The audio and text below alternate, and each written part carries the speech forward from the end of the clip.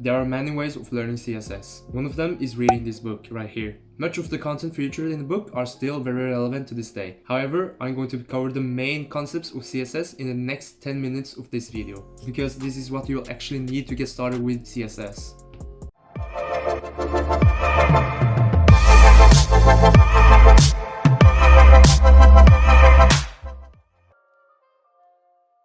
CSS stands for Cascading Style Sheet and describes how an HTML element are to be displayed on a web browser.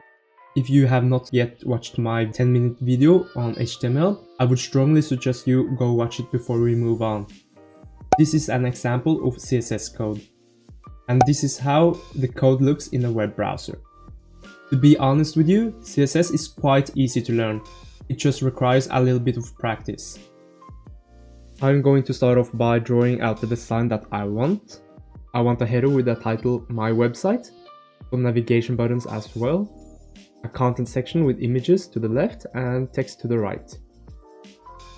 I also want the footer at the bottom with a copyright notice as well. So in HTML, each of these boxes is going to be a div. To put this even further, you can put everything inside a div and center it in the middle of the page. I'm going to put my content section with images and text in a div as well, because in HTML it's beneficial to define rows and then split the rows into columns in order to have a more efficient structure. Let's call this div for .container. When you're writing CSS code, there are two ways you can refer to an HTML element on. The first one being dot, which refers to class, and the second being hash, which refers to ID. In this video, I'm only going to use class. Then we have got our header, which I'm going to call .header. We also got the middle section, which I'm going to call .content. Inside of our content section, we have got .images and .text section. And finally, our footer, .footer at the bottom of the page. I want the background of the whole page to be white. I also want the background of the container to be blue. I want the header to be white. I want the background of the footer to be white as well.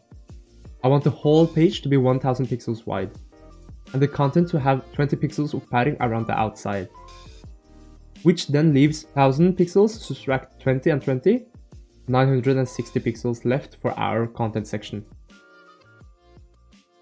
Now I'm going to create an HTML document which consists of all the sections we have drawn.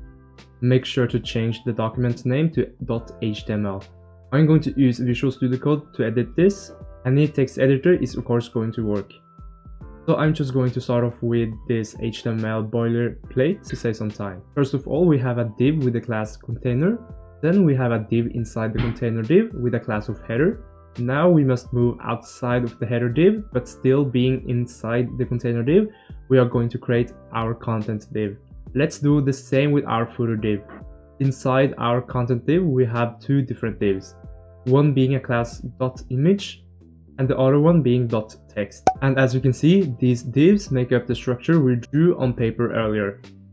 Inside the header div, I'm going to put in an h1 title, My Website, following up with another div with a class of .nav, consisting of 4 buttons, like About, Contact, Support, and Home. Inside of our image divider, we are going to add an image, and also a h2 title, and 3 different paragraphs inside our text div. These 3 paragraphs are just nonsense text, so don't worry about it. Then finally, to the footer section, we're going to add a copyright notice as well. So if we were to save this file and open it up in a web browser, you'll see that all the content is here.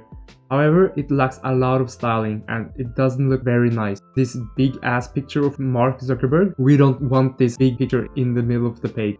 So this is where CSS comes in, to style an HTML document properly. There's actually 2 ways of which you can write CSS code. The first one being inline style, which is writing CSS directly inside of the HTML document.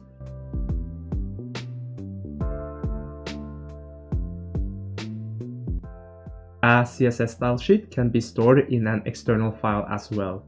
External style sheets are linked to HTML pages with the link tag, with the first attribute being rel, that defines the relationship, which is going to be style sheet. Second attribute is going to be href, known as the path or the link to the folder path, which is in this case in the same folder as the HTML file.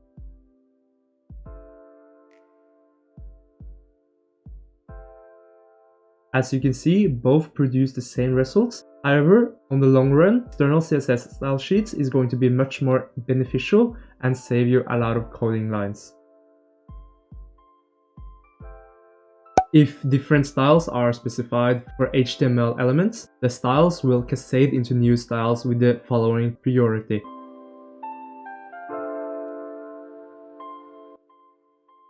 A CSS rule consists of a selector, which is the target, and a declaration, which is what you want to do with the target. As you can see in the picture, this illustrates how you can get an H1 title to the color blue and a font size of 12 pixels. In our case, we're going to target our header class, following with curly brackets and closing brackets. Everything inside these curly brackets is going to be applied on any web page with the class of header. Let's say that I want to add a light blue color to our header. That means our declaration property is going to be background color and the value is going to be blue. And at this stage, there's 3 ways you can set colors. I can go ahead and just type in blue. However, this does not give you much flexibility and control. The best way to do this is with hex code. On the screen right now, you can see a list of HTML color codes, and I'm going to use the code for light blue. Note that you must prefix your number with a hash. And this is how our website looks so far. And as you can see, if I hover over the hex code, Visual Studio Code actually gives me the ability to directly change the color with a mouse drag. We might also want our text color to be white. To do this, you can write color, white, and end with a semicolon. I also mentioned that I wanted the background of the whole page to be gray. We can target the whole page by targeting the body tag. In this case, you don't need a hash, just the word body. We can repeat the same process and set the background color to hash A3, which is the gray color that I want. This is how our website looks so far. We also wanted our container to have a white background. When all the letters or the numbers are the same, you can just type 3 of them to shorten it. I want the heading of the website to be centered. You can do this by writing text align hyphen center and end with a semicolon. I wanted the whole page to be centered in the middle with 1000 pixels wide. That's why we wrapped everything inside our container div, so we can set the width to 1000 pixels. To center it, you need to set the margin to auto. This will basically center your container div horizontally. Our next problem is aligning the picture and the text content side by side.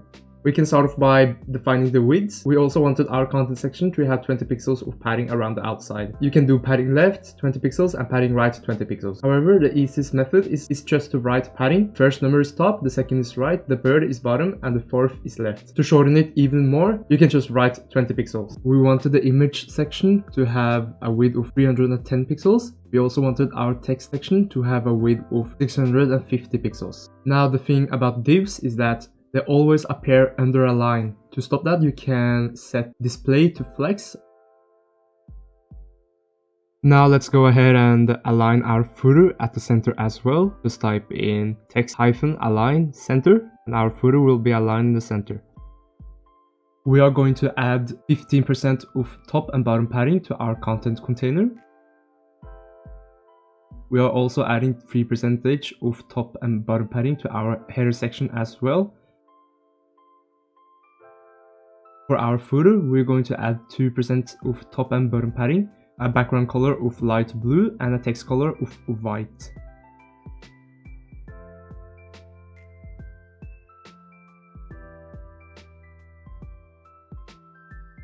For the last minutes of this video, let's add Verdana font family to our H1 and H2 title tag, and also a font size of 35 pixels to H1 and 23 pixels to H2 tag. We are going to make our buttons more pretty by giving it a background color, some width and height, and also padding.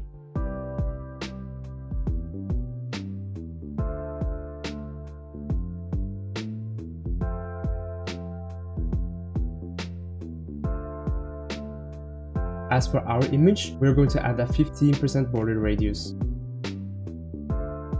So as you can see, this is how our final website looks like, and all this is done by only using CSS and a little bit of HTML. On the next video, we are going to learn how to implement JavaScript as well.